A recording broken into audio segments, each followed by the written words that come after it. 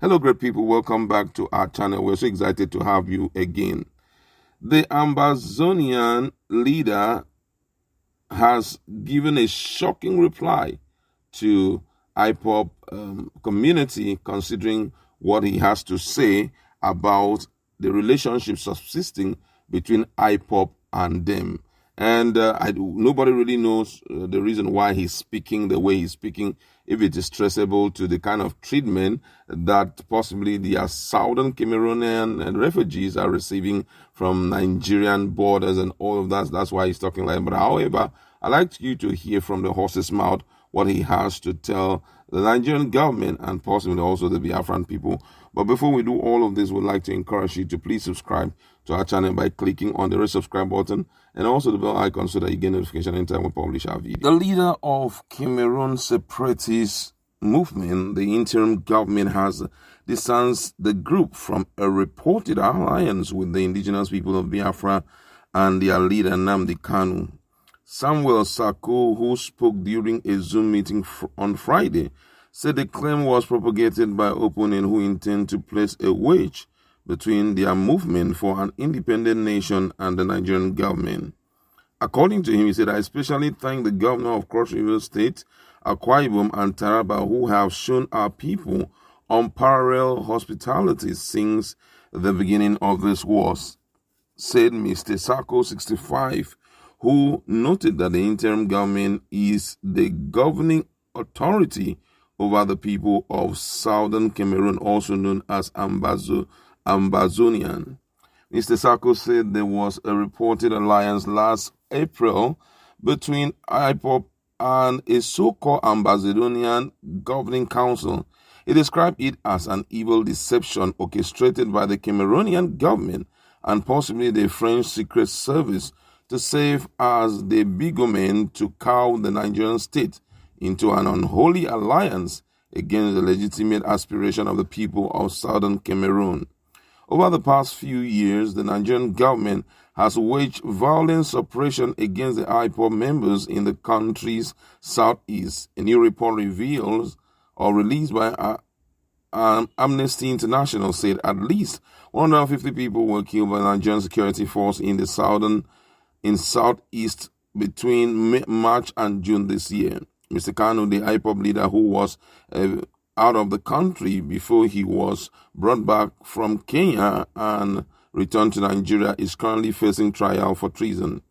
"I challenge the civil society and the journalists in Nigeria. This is the authority that speaks for the people of southern Cameroon.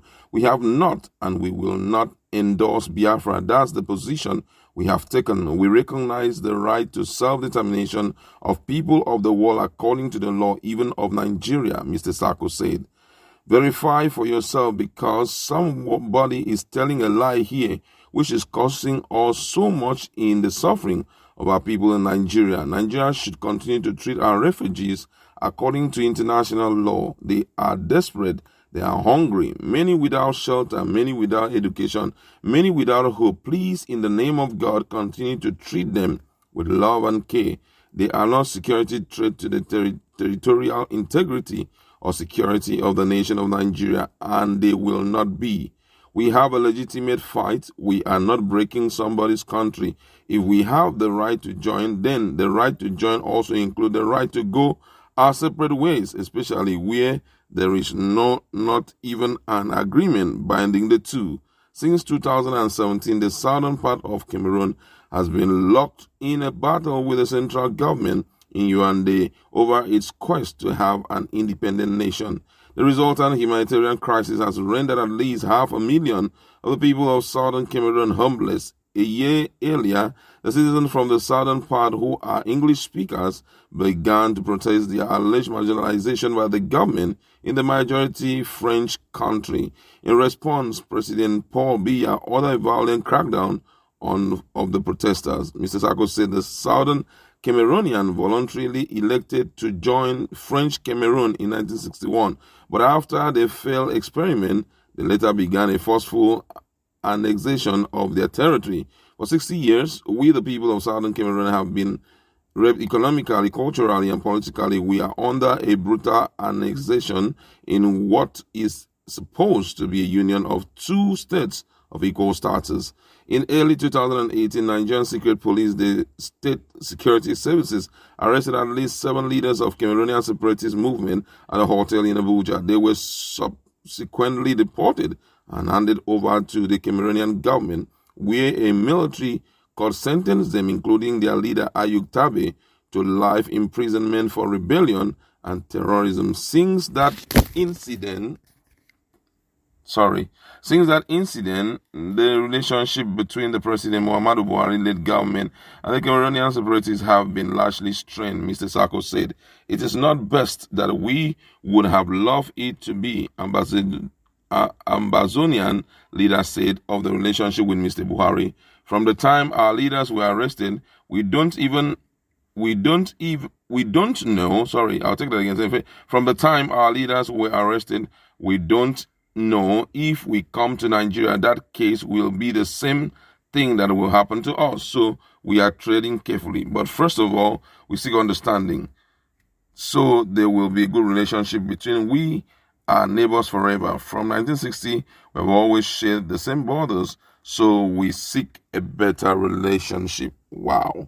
This is a shocking story coming from these guys, because I can still remember in April that there was a kind of synergy, existing between Biafra and these guys, based on the fact that two of them were trying to get self-determination for their own people. But it's quite shocking to hear the Cameroonian separatists speak the way he just did. If you look back, if you take stock of the leadership of Ambazonia, you realize that before Ayuk Tobe, that Julius Ayuk Tobe, went to prison, there were, other people that had been, they were like coexisting as one, talking about Samuel Sako and Ayuk Tobe. But right now, I'm so surprised that Ayuk Tobe,